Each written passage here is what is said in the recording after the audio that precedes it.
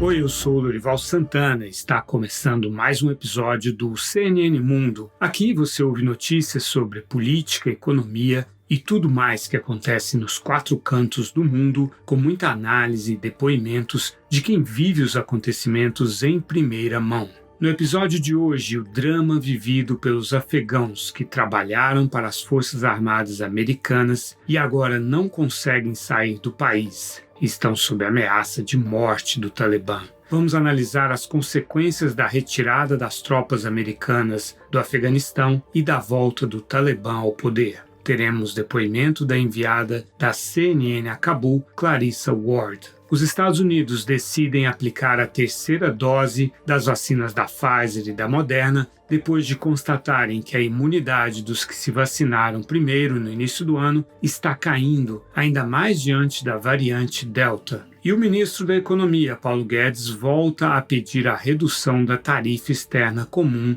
do Mercosul. Tudo isso e muito mais aqui no CNN Mundo.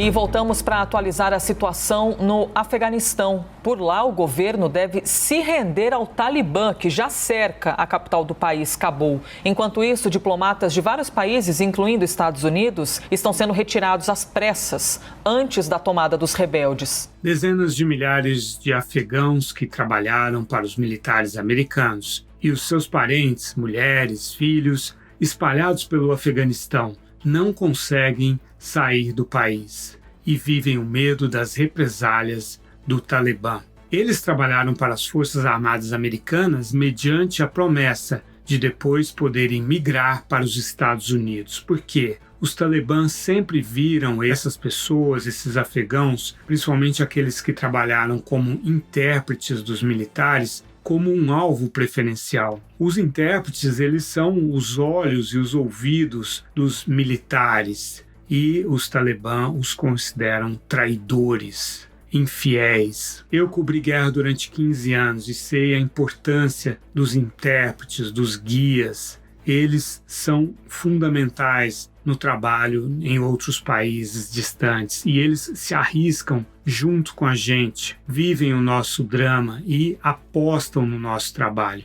E isso é igualmente o mais significativo ainda quando se trata do trabalho com militares. E o que o Departamento de Estado e o Departamento de Defesa ofereceram a esses afegãos? Garantiram para eles que depois eles poderiam migrar para os Estados Unidos. O que eles tinham que fazer ao terminar o trabalho? Eles tinham que fazer a sua inscrição online e apresentar cartas de militares americanos que comprovavam que eles trabalharam para eles. Pois bem, milhares deles fizeram isso, mas o processo durou anos e anos e em boa parte dos casos simplesmente não foi concluído. Tem relatos de afegãos que trabalharam em 2010 para as Forças Armadas Americanas e até hoje não tiveram o seu pedido de visto aprovado. Aquilo ficou descansando nas gavetas do Departamento de Estado. Militares americanos contam que 4 anos depois de terem enviado a papelada, confirmando que os seus intérpretes haviam trabalhado para eles, é que receberam então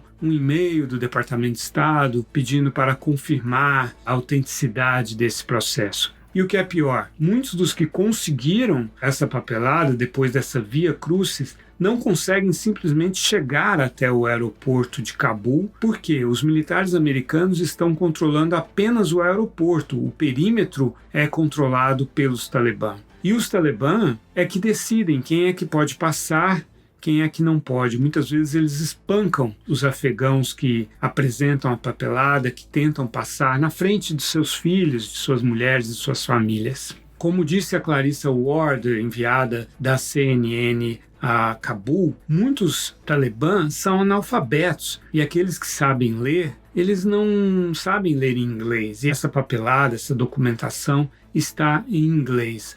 Nessa quinta-feira, o vídeo de uma menina pequena sendo levantada e entregue a um soldado americano por cima do muro que cerca o aeroporto viralizou. Felizmente, uma mulher também passou em seguida, depois que a menina foi entregue, de maneira que ela não estará sozinha na sua nova vida. Enquanto isso, centenas e centenas de afegãos, uma multidão ali, observava essa cena dramática e eles próprios também tentando passar, mas não conseguindo.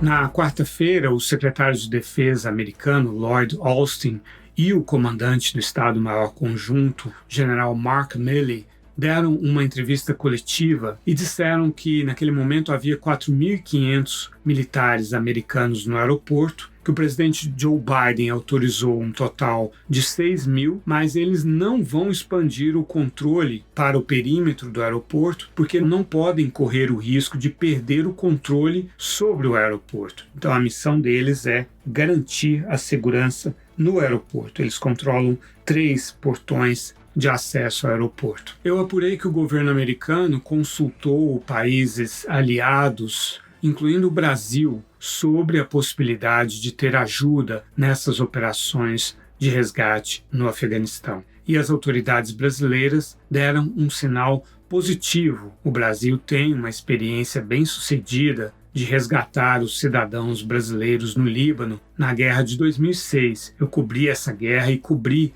essa retirada. Mas eu não obtive a confirmação nem do Itamaraty, nem do Ministério da Defesa brasileiro de que esse acordo está em andamento.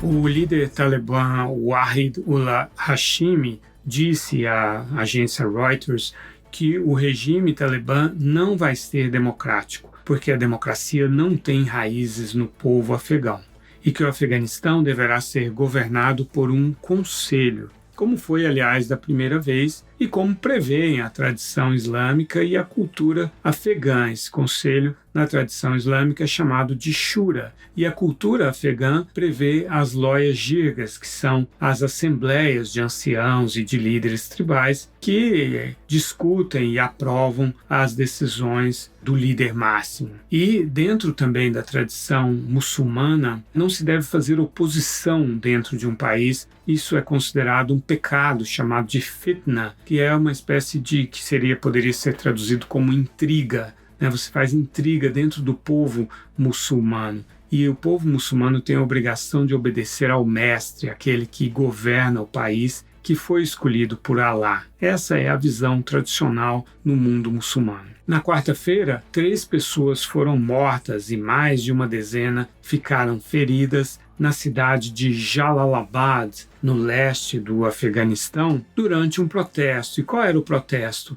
As pessoas, os manifestantes, tentaram trocar a bandeira do Talibã pela bandeira do Afeganistão. E os talibã abriram fogo contra as pessoas que faziam esse gesto. Na quinta-feira, o Talibã voltou a reprimir violentamente protestos em várias partes do país. Quinta-feira foi uma dupla comemoração, uma data de dupla celebração dos afegãos. Em primeiro lugar, é o dia da independência do Afeganistão e também, para os xiitas, o dia da festividade da Ashura, que marca a Batalha de Kerbala na época do profeta Maomé. 10% dos afegãos são xiitas, em geral da minoria Hazara, aqueles que têm uma origem mongol, e eles foram hostilizados, os Hazaras, no passado pelo Talibã. O Talibã é um grupo sunita de seita wahhabita, de inspiração saudita, e não tolera os xiitas, não os reconhece como muçulmanos. O presidente deposto no domingo pelo Talibã, o presidente Ashraf Ghani, gravou um vídeo depois de ficar vários dias desaparecido, ele que fugiu naquele domingo, enquanto os talibã ocupavam o Palácio Presidencial, gravou um vídeo explicando as razões de sua fuga. Ele disse que seria enforcado e exposto seu corpo em praça pública, e isso teria um efeito trágico sobre o Afeganistão.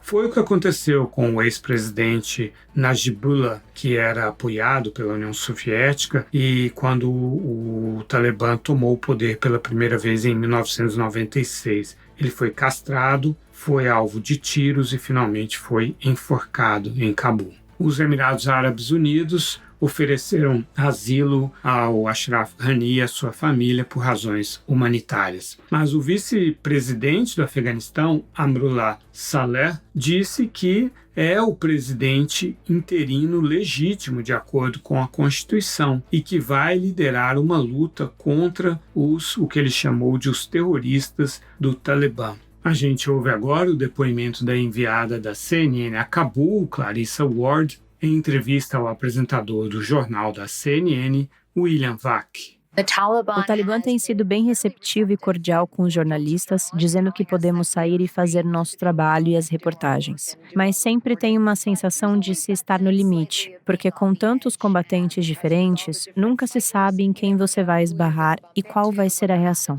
Algumas vezes eles me disseram para cobrir o rosto ou ir para o lado, o que não necessariamente me ofende, porque estou aqui só tentando fazer o meu trabalho, e não espero que me convidem para tomar um café. Mas isso significa que precisamos planejar as coisas um pouco mais e ter a consciência de que é uma situação bastante volátil. No início, havia muita apreensão sobre qual seria a atitude do Talibã com ocidentais, porque não muito tempo atrás eles estavam sequestrando e matando ocidentais quando tinham a chance. Obviamente, muitas pessoas estavam com medo. Na verdade, até agora, eles parecem estar com uma abordagem mais benevolente, mas acho que sempre tem uma sensação no ar de que as coisas podem mudar de rumo a qualquer momento, principalmente quando temos uma situação mais caótica, como as cenas que vimos mais cedo no aeroporto. Primeiro, eu tenho o privilégio de trabalhar de perto com um grande e premiado cineasta afegão chamado Najibullah Qureshi. Nós trabalhamos juntos pela primeira vez uma matéria sobre o Talibã cerca de 1 ano e meio atrás. E passamos 2 ou 3 dias com eles no norte do país. Então eu acabei me expondo bastante ao grupo naquele período. Agora estamos aqui há mais de 2 semanas e fizemos uma reportagem com o Talibã em Ghazni. Então a gente começa a aprender como se comportar com eles. O que não quer dizer que você muda seu jeito para deixá-los confortáveis. Mas, para mim, se eu puder me vestir de forma conservadora, agir de uma certa forma e não me impor tanto e conseguir fazer as perguntas mais duras, então tudo bem. Estou disposta a fazer o que for preciso para poder fazer essas perguntas, para conseguir esse tipo de acesso.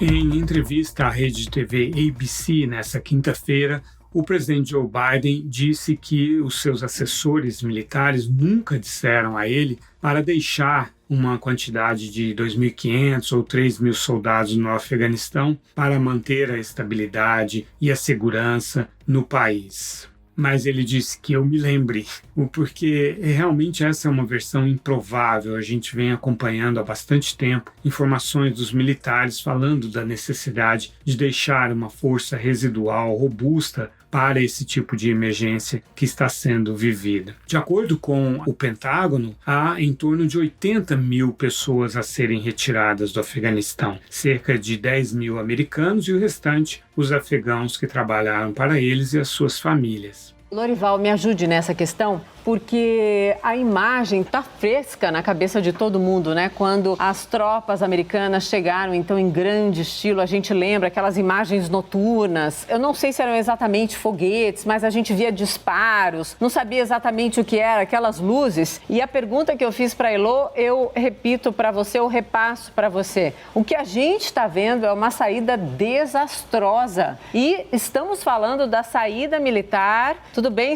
eram 15 mil, se eu não me engano, né? Agora tem mais 2.000, confirme esse número para mim se eu estiver errado. Mas uma saída aqui do lado de cá, olhando, parece sim patética, sem olhar inclusive para a manutenção daquilo que eles disseram que estavam lá, que são as vidas afegãs. 55 senadores, tanto do Partido Republicano quanto do Democrata, enviaram uma carta a Biden fazendo um apelo para que retire todos os afegãos inscritos no programa especial de visto e as suas famílias, e não quebre a promessa feita a eles pelos Estados Unidos. O deputado democrata Tom Malinowski, da Comissão de Segurança Nacional da Câmara, deu uma entrevista à CNN e respondeu a pergunta sobre se ele apoiaria o uso da força para garantir a passagem segura para o aeroporto de Cabul e disse o seguinte, abre aspas, é para isso que servem as Forças Armadas, fecha aspas. Mas isso é um debate, não há um acordo sobre isso, um consenso. Outro deputado democrata, o John Caramendi, discordou e disse para a CNN que os militares americanos não podem se envolver em confrontos com os Talibã. Biden admitiu na quarta-feira que se ainda houver americanos tentando sair do Afeganistão no dia 31, que é o prazo final da retirada, os militares americanos poderão continuar no Afeganistão, mas ele não ofereceu a mesma garantia em relação aos afegãos que trabalharam para as Forças Armadas americanas. O índice de aprovação de Biden caiu 7 pontos para 46%, por causa da crise afegã, segundo pesquisa Reuters Ipsos. É o nível de aprovação mais baixo já registrado para o presidente Biden desde o início de seu governo em janeiro. Uma das grandes questões que afligem os afegãos é o que vai acontecer com as mulheres. O Talibã, numa entrevista na segunda-feira, em que, aliás, pela primeira vez, nós, jornalistas que cobrimos Afeganistão, vimos a face do principal porta-voz do Afeganistão, que a gente costumava entrevistar por telefone, em conversas truncadas, a ligação caía, ele desligava, estava sempre fugindo dos drones, da perseguição das forças americanas. O porta-voz, Zabihullah Mujahid, disse que o Talibã vai respeitar os direitos das mulheres dentro dos limites do Islã. E essa ressalva é que é preocupante porque eles fazem a interpretação deles do Alcorão e da Sharia, que é a justiça islâmica. Eu conversei com a deputada Farzana Kochai, que é uma das 69 mulheres na Câmara dos Deputados do Afeganistão, que tem 249 cadeiras, e perguntei o que ela achava que ia acontecer. Ela disse que nós temos que lutar para que os direitos das mulheres continuem sendo respeitados. Ela tentava se manter otimista, esperançosa, exatamente por causa dessa margem de interpretação que o porta-voz do Talibã deixou. O Zabihullah Mujahid disse também que a intenção do Talibã era impedir que o Afeganistão continuasse sendo um centro de produção e comércio de drogas. O Afeganistão fornece 80% da heroína consumida no mundo e o Talibã se beneficiou disso, cobrava impostos dos narcotraficantes na forma de zakat, o dízimo islâmico. Mas aí o porta-voz do Talibã disse: a comunidade internacional deve nos ajudar a ter alternativas econômicas. Garantiu que nem os Estados Unidos, nem os outros países serão atacados pelo Talibã, que os Estados Unidos não deveriam ter desocupado a embaixada em Cabul. Então, aparentemente, há aí uma intenção de oferecer uma troca, né? Os Talibã respeitam, em parte, pelo menos, de forma limitada, os direitos das mulheres, os direitos humanos, e coíbem o narcotráfico e, em troca, receberia a ajuda da comunidade internacional. Mas essa janela não parece estar se abrindo, ao contrário. Os Estados Unidos mantêm o Talibã como um grupo terrorista e congelaram os ativos do Banco Central afegão, no valor de 9 bilhões de dólares. Isso foi informação do próprio presidente do Banco Central, que agora fugiu do país. Então vai faltar dinheiro no Afeganistão para comprar comida, para comprar os bens essenciais. E aí entra o papel da China e da Rússia. A China reconheceu o regime do Talibã já na segunda-feira, ou tinha havido uma reunião no mês passado em que o chanceler chinês, Wang Yi, recebeu uma delegação do Talibã liderada pelo Mullah Abdul Ghani Baradar, que era o responsável pelas relações exteriores do Talibã e poderá se tornar até presidente do Afeganistão agora. E os Talibã, então, ofereceram garantias para a China de que o Afeganistão não vai ser uma base para terroristas. E essa é uma preocupação da China, que tem a sua minoria uigur, muçulmana, na província de Xinjiang, tem um movimento separatista ali e tem uma ligação entre os mais radicais desse movimento e o Talibã. Sobre esse assunto do reconhecimento do Talibã pela China, eu entrevistei o ministro conselheiro da Embaixada da China em Brasília, Che Yuhui, e perguntei se esse reconhecimento não poderia prejudicar a China, dada a imagem do Talibã no mundo. Vamos ouvir o que ele respondeu. O lado chinês sempre respeita a soberania do Afeganistão como um país e respeitamos também as opiniões de todos os lados políticos do Afeganistão. E, em base disso, o lado chinês tem mantido comunicações com vários lados, inclusive o Talibã. E tem jogado um papel construtivo, na busca de uma solução política para a questão de Afeganistão. Como se sabe, no final de julho, uma delegação de Talibã visitou a China e foi recebida pelo chanceler da China. O nosso desejo é que o Talibã e os outros partidos do Afeganistão possam unir e se engajar para buscar uma estrutura política que corresponda à realidade do país do Afeganistão e que seja tolerante e ampla. E isso vai deixar uma base mais sustentável para a paz e desenvolvimento do país. E por outro lado, o Talibã já manifestou várias vezes de que ele deseja construir uma relação uma boa relação com o lado chinês e espero que o lado chinês possa jogar um papel construtivo na reconstrução e desenvolvimento do Afeganistão. E também não vai permitir que algumas forças utilizarem o território de Afeganistão para praticar atividades que possam prejudicar os interesses da China.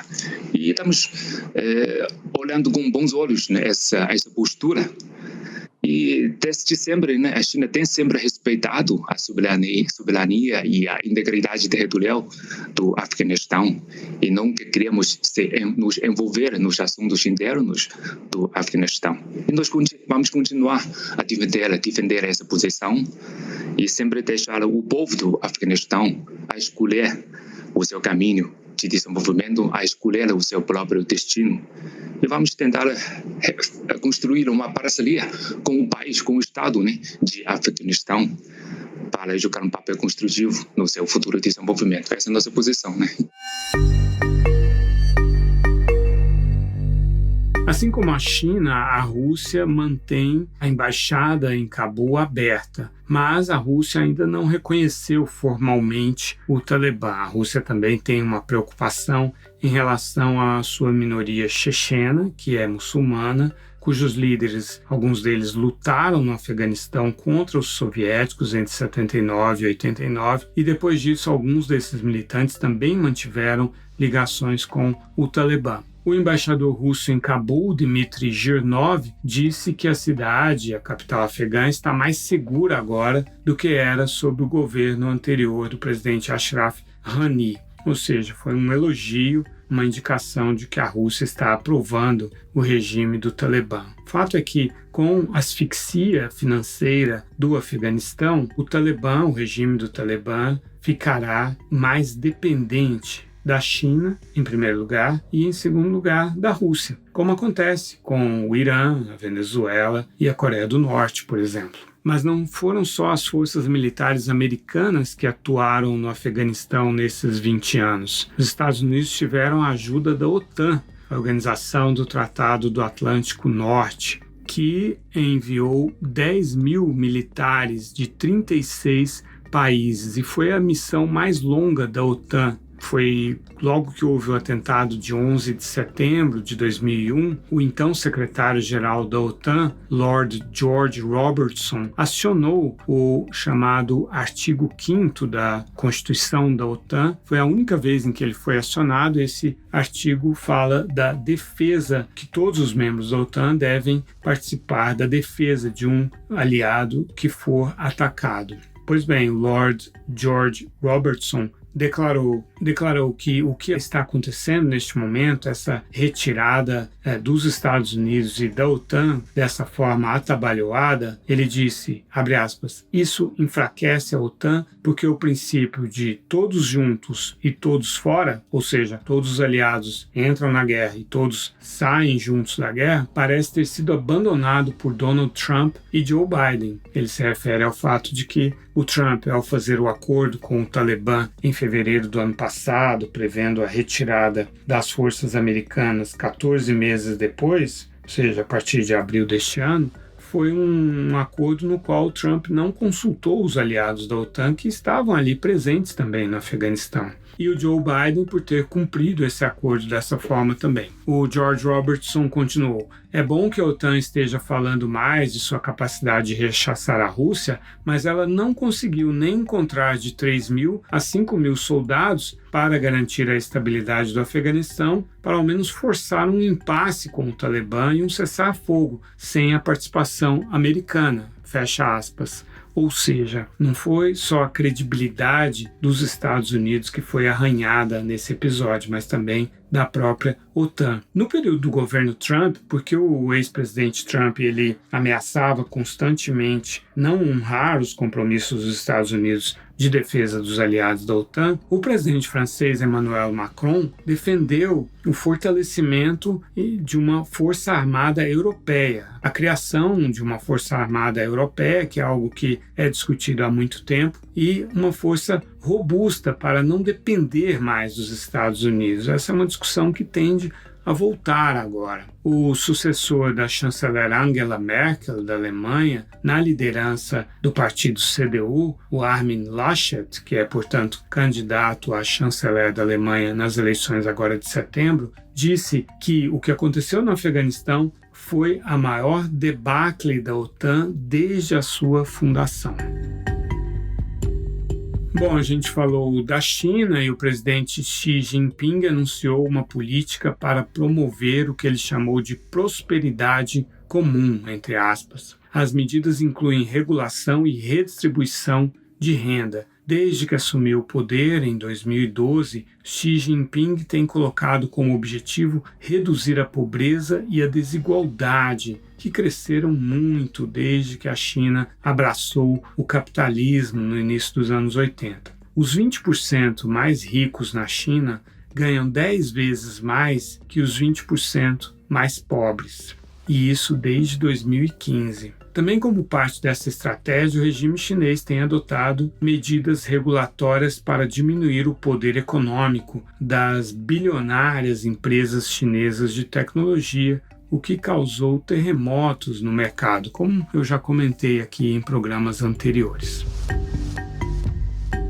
Os Estados Unidos estão se preparando para oferecer doses de reforço a todos os americanos a partir da semana de 20 de setembro, a todos os americanos adultos, começando com aqueles que já receberam a segunda dose há 8 meses das vacinas da Pfizer e da Moderna. Aqueles que receberam a injeção única da Johnson & Johnson provavelmente vão precisar de reforços também, mas as autoridades de saúde estão ainda estudando, aguardando mais dados nas próximas semanas antes de fazer essa recomendação em relação a Johnson & Johnson. Mas, em relação à Pfizer e à Moderna, eles disseram que está muito claro que a imunidade começa a cair depois das 2 doses iniciais. E com o predomínio da variante Delta, eles estão começando a ver evidências de proteção reduzida contra doenças leves e moderadas. O que disse o médico Sanjay Gupta, que é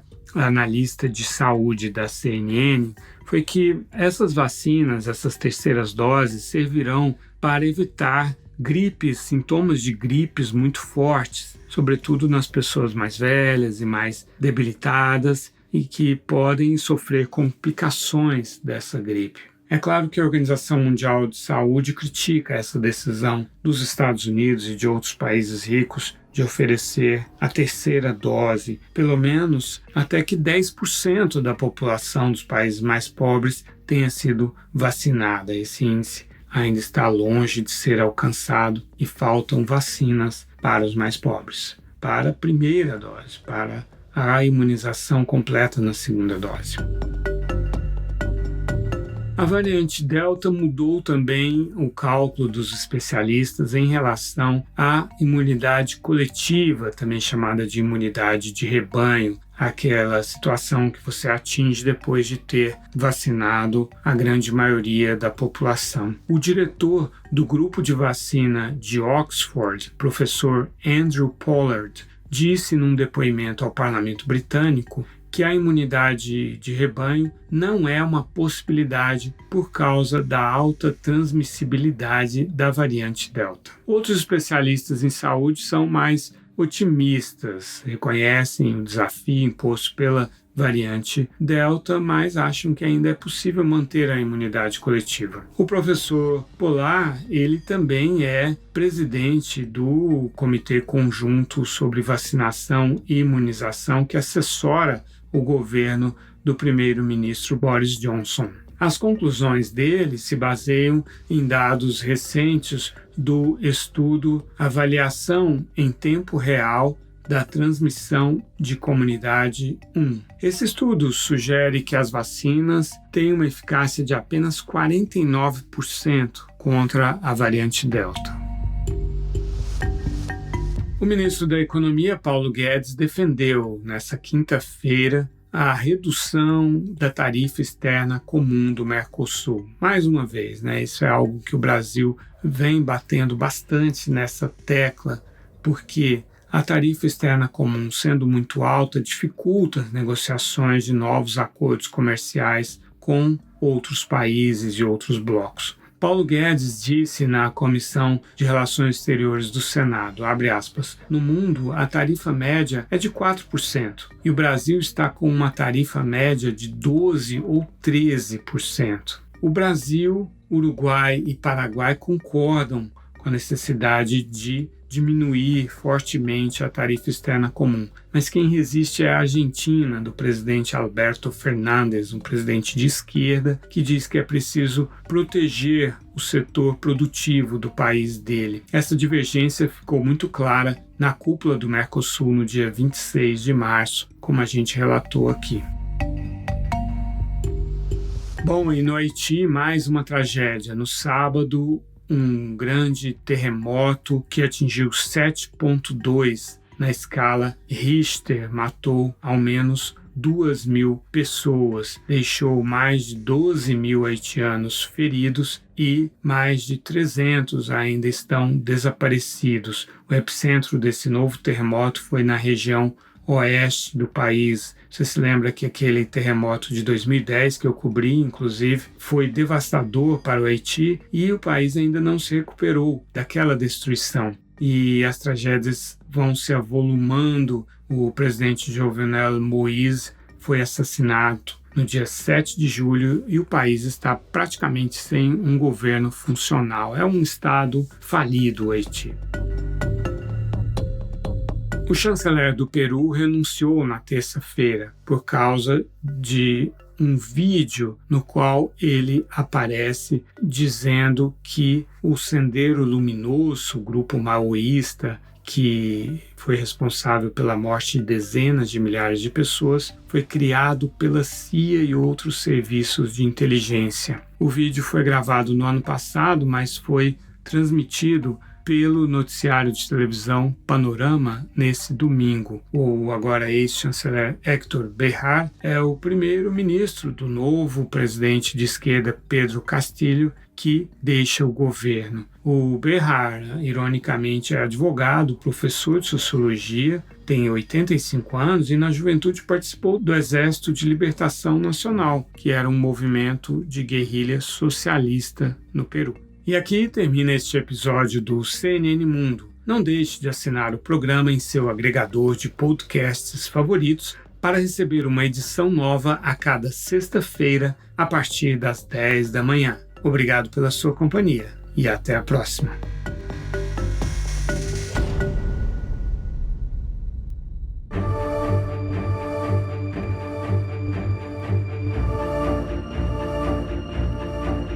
Com a apresentação de Lorival Santana, este podcast foi produzido pela Maremoto para a CNN Brasil. Pauta e apresentação, Lorival Santana. Pesquisa e sonoras, Thaís Ilhéu. Produção, Lorival Santana e Danilo Santana. Edição e sonorização, Nathan Kleiman. Coordenação geral, Paula Weinberg. Coordenação de produto, Verônica Schneider. Coordenação editorial, Diego Toledo. E direção de jornalismo digital, Daniel Tosi.